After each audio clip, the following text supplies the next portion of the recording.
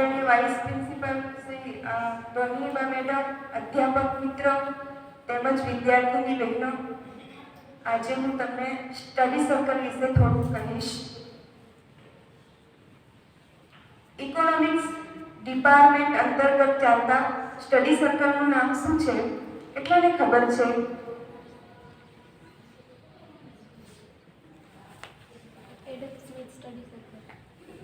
Adam Smith study circle. હવે બધાને પ્રશ્ન થતો જ હશે કે સ્ટડી સર્કલનું નામ એડમ સ્મિથ જ શા માટે રાખવામાં આવ્યું છે? તો મને પણ થાય છે અને તમને પણ થતો જ હશે.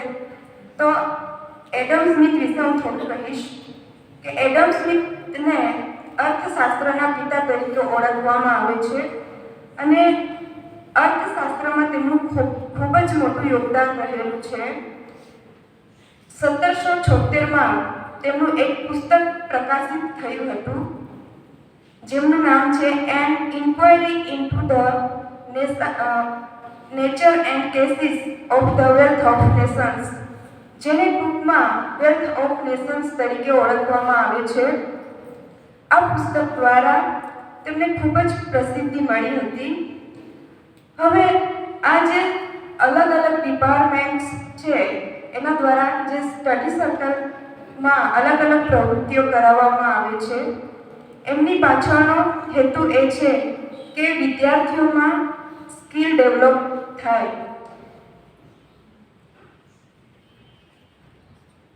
હવે જે એડમ સ્મિથ સ્ટડી સર્કલ અંતર્ગત અલગ અલગ પ્રવૃત્તિઓ કરાવવામાં આવે છે એમના વિશે હું થોડું કહીશ. 11મી જુલાઈ વિશ્વ વસ્તી દિવસ તરીકે ઉજવવામાં આવે છે, એ બધાને ખબર જ છે. તો યુનાઇટેડ નેશન્સ દ્વારા 11મી જુલાઈ 1989ના રોજ વિશ્વ વસ્તી દિવસ તરીકે ઉજવવાનું નક્કી કરવામાં આવ્યું હતું. હવે દરેક દેશ છે એ દેશ માટે એમની વસ્તી એ ખૂબ જ મહત્વની છે અને સતત વધતી જતી વસ્તી એ દેશ માટે એક સમસ્યા પણ બની શકે છે. અને વધતી જતી વસ્તી માટે મહત્વનું કારણ એ છે કે એના માટે જે ભૂખમરો છે, નીચો સાક્ષરતા દર, ગરીબી છે, એ વધતી જતી વસ્તી માટેનું મહત્વનું કારણ છે. આ દિવસે સમગ્ર વિશ્વમાં વસ્તીને કાબૂમાં રાખવા માટે વિવિધ પ્રકારના નિયમોથી લોકોને પરિચિત કરાવવામાં આવે છે અને આ વધતી જતી વસ્તીને નિયંત્રણમાં રાખવા માટે લોકોને જાગૃત કરવામાં આવે છે. બીજી પ્રવૃત્તિ છે ડિબેટ સ્પર્ધા. તો એમાં જાહેર ક્ષેત્ર અને ખાનગી ક્ષેત્ર છે. તો વિદ્યાર્થીઓને જાહેર ક્ષેત્ર એટલે શું, ખાનગી ક્ષેત્ર એટલે શું, એના વિશે માહિતી આપવામાં આવી હતી. અને બીજું કે એ જાહેર ક્ષેત્ર કોને કહેવામાં આવે છે, એના લક્ષણો શું છે, એના વિશેની એક ડિબેટ સ્પર્ધાનું આયોજન કરવામાં આવેલું હતું. બીજી ડિબેટ સ્પર્ધા છે મૂડીવાદ, સમાજવાદ અને મિશ્ર અર્થતંત્ર. આપણે જોઈએ તો આપણો દેશ છે એ મિશ્ર અર્થતંત્ર, ભારત છે તો એ મિશ્ર અર્થતંત્ર ધરાવે છે. તો આ ત્રણેય વિશેની માહિતી વિદ્યાર્થીઓને આપવામાં આવી હતી અને એને વિશે ડિબેટ સ્પર્ધા છે એ રાખવામાં આવી હતી.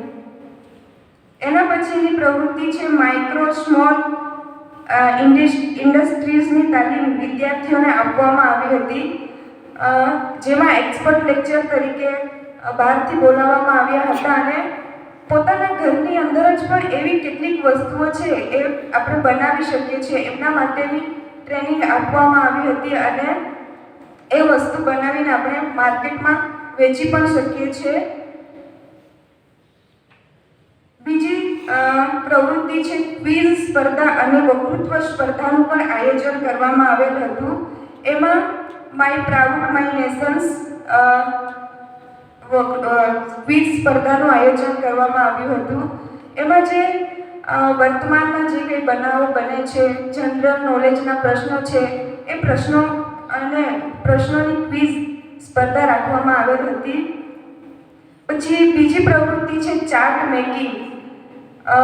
એન્વાયરમેન્ટ પ્રોટેક્શન પ્રોજેક્ટ, પર્યાવરણનું જતન કેવી રીતે કરી શકાય એમના માટેના અલગ અલગ પ્રકારના ચાર્ટ્સ વિદ્યાર્થીઓએ બનાવ્યા હતા. અને બીજું કે જે ઇન્ડિયન એગ્રીકલ્ચર છે એ કૃષિ ક્ષેત્રમાં અલગ અલગ બિયારણની જાતો છે, શાકભાજીના પ્રકારો, ફળો, ફૂલોના અલગ અલગ પ્રકારના ચાર્ટ વિદ્યાર્થીઓ બનાવ્યા હતા. અને એનું એક આર્ટ ગેલેરીમાં એ પોસ્ટર લગાવવામાં આવ્યા હતા. બીજી પ્રવૃત્તિ છે જીએસટી. જીએસટી છે એ બધાને જ ખબર છે કે એ શું છે. તો એના વિશે વિદ્યાર્થીઓને માહિતી આપવામાં આવી હતી કે જીએસટી શું છે, એના કેટલા પ્રકારો છે અને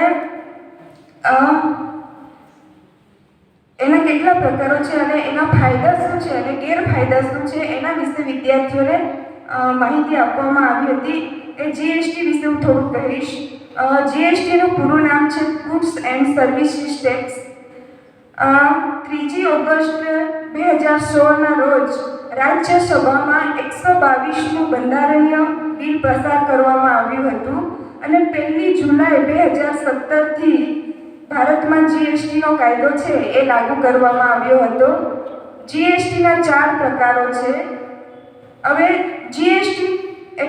જીએસટી શું છે તો કે ચીજ વસ્તુઓ અને સેવાઓ ઉપર લેવામાં આવતો પરોક્ષ કર છે, જે ઉત્પાદકથી માંડીને ઉપભોક્તા સુધીના તમામ માલ સામાન અને સેવાઓનો સપ્લાય પર જીએસટી લાગુ કરવામાં આવ્યો છે.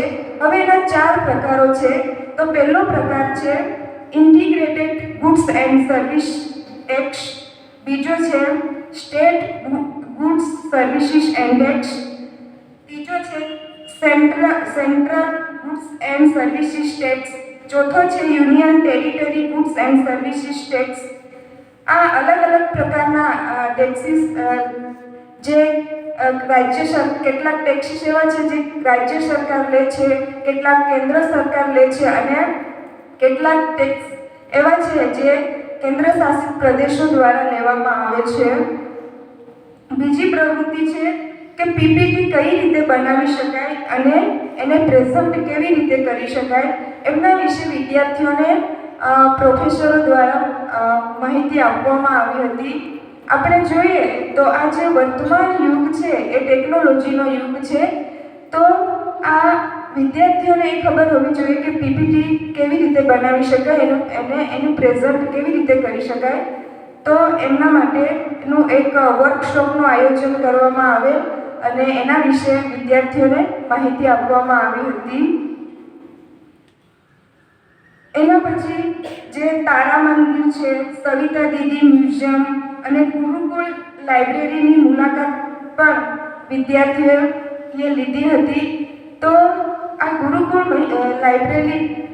મહિલા કોલેજની જે લાઇબ્રેરી છે એની અંદર જ્યારે મુલાકાત લેવા ગયા હતા ત્યારે એમાં ઇકોનોમિક્સની કેટલી બુક્સ છે અને ઇકોનોમિક્સની જે અલગ અલગ રેફરન્સીસ બુક આવે છે એમના વિશે વિદ્યાર્થીઓને માહિતી આપવામાં આવી હતી.